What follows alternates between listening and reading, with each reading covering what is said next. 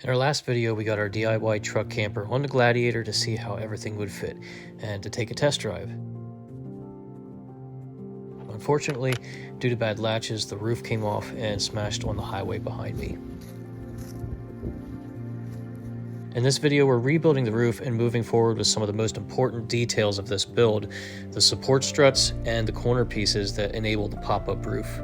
I've been stressing about this ever since the beginning of the project, so stay tuned to see how we solve these very common problems.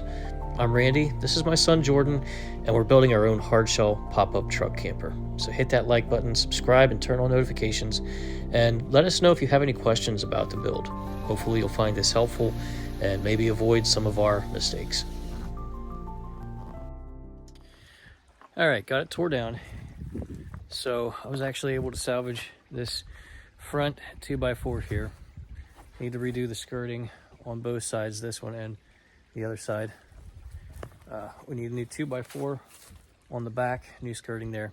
Now I have to make it the same size as what it was before. There was a reason I did it that way, and that was so that it has to go out over these end walls that go up. A couple of new latches here. I'm using these latches right here for right now. And this was a huge problem solved right here. These are temporary. I have other ones ordered that are actually black because the black paint, the primer paint, was not sticking to these. What this allowed me to do was the front here is actually able to stay latched, and I'm able to lift the back end up, and this front actually stays, this kind of acts as a hinge until the back is up. That was an issue I had before, is when I tried to put the back up, the front wanted to slide forward. So this actually holds that in place, and then we can unlock it then to get the front up.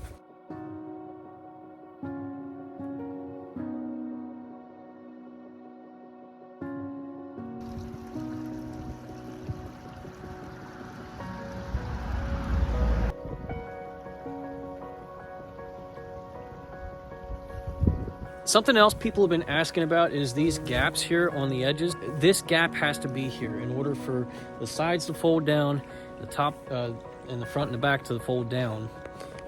This gap has to be here. So what I'm going to do is I'm going to make legs that will close this gap. It'll be a leg top to bottom. The leg's going to swing up into the roof, and that's going to kind of hold everything together. There's going to be weather stripping here, I believe, and that'll kind of hold everything together, give it strength, and keep it from rocking back and forth as well. It's still in my head, so we'll see how that pans out. We're gonna put the windows in today, permanently install them. It's about 4 o'clock in the afternoon right now, and it gets dark in about an hour, so I'm gonna work on it for a little bit. Unfortunately, that's just the way it is in the wintertime here. I don't have a better place to work on it right now, so we're kind of dealing with the daylight issue right now.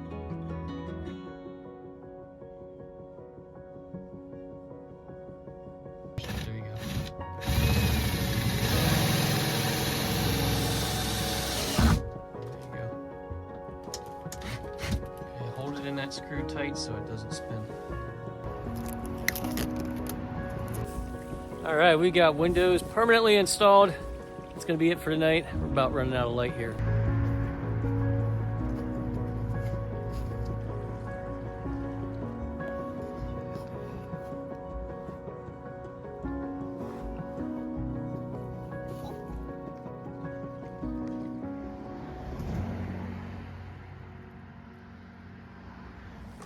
All right, got some weather stripping from Lowe's. This is Frost King premium rubber. It's 1/4 inch thick, 5/16 wide, and we're gonna run that right along the edge underneath of the pop-ups, and hopefully that'll seal out all the rain and stuff.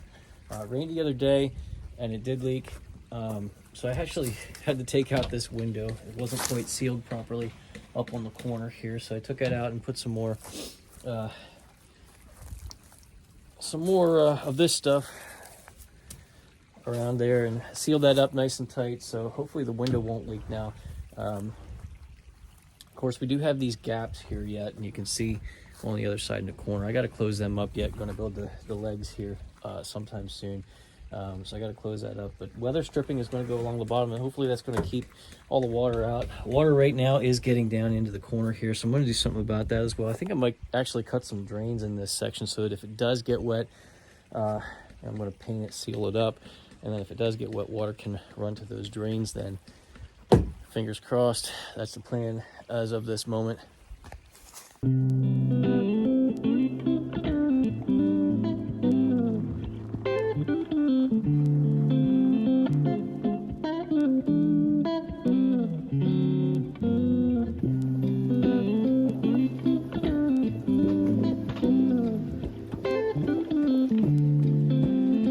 Alright, so you can see that it makes a nice tight seal there. Nice and tight. And this is like almost like an L-shaped kind of. So this is kind of a two-piece where it folds over like that. So when the roof comes down, this will also act as a weather strip for the roof and seal that up. So I think that'll actually work pretty good here. It's looking good. Nice tight seal. All right, let's do the rest of it.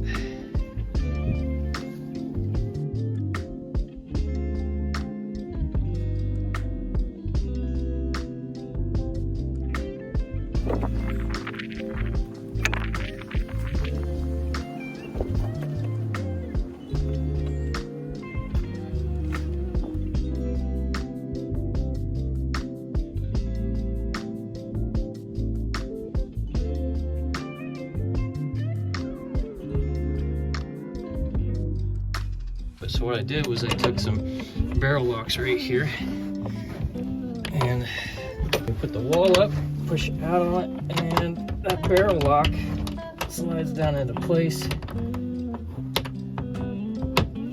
like that. Now what happened when I was trying to put the wall down is this bottom piece right here was getting hung up on the side. So I need to notch that out and make that so that it can fold down in.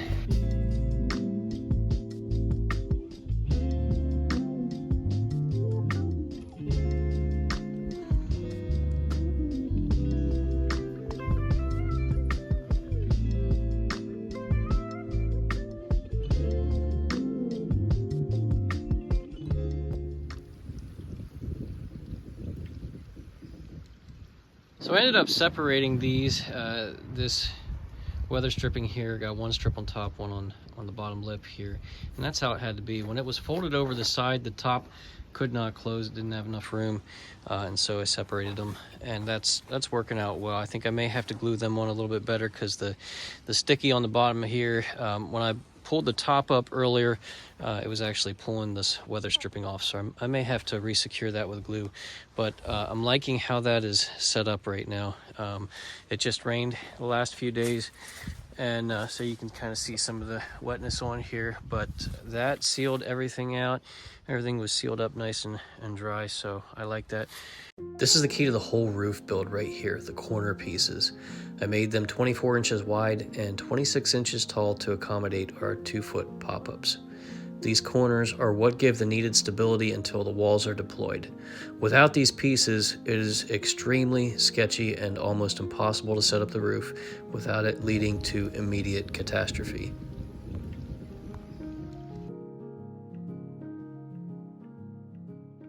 Found a really major design issue here, and that's that with these struts on the side, every time we try to put the lid down, now when we put it up, it's not an issue. Going up, it's fine, and I'll show you here in a minute, but when we put it down, this lift strut on the front here, the whole roof wants to tilt forward, and the lift strut remains extended, and it is really hard to get it pushed back into place here, and so the roof it overhangs about 6 inches or so, and I have to really force it in, and that's just not going to work when we're out and using this thing for camping. So what we need to do, I think to remedy this problem, the only thing I can think of is take the struts off of the side and mount them on the front and back, and I think that's going to fix the problem.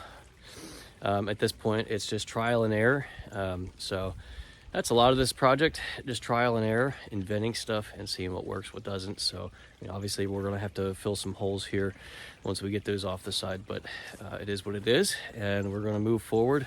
It is just starting to rain here as well. It is supposed to rain for the next few days. It wasn't supposed to rain just yet. I was hoping to get this project finished up before the rain came, but it's raining, and we're gonna get this done here quick.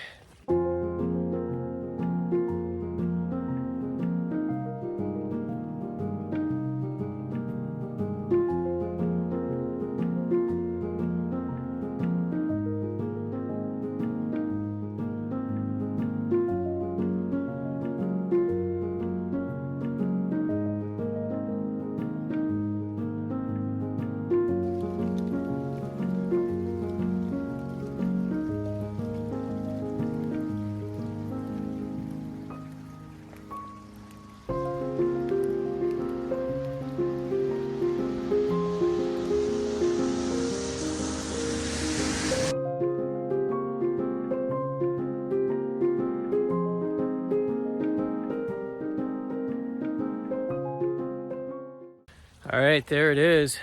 So the struts have to go on the front and the back. I personally like the looks of it better on the sides, which is why I originally did it on the sides, but you just can't shut it. And so they have to go on the front and back, but now it's doable, now it works. So there it is, we have a solution. Thrilled about that. It is starting to rain. I'm gonna get tools packed up here, and that's it for today. But there's a shot of the back there as well. Really excited about that. That's a you don't know how much of a relief that is, because this part of the build has been bothering me ever since day one.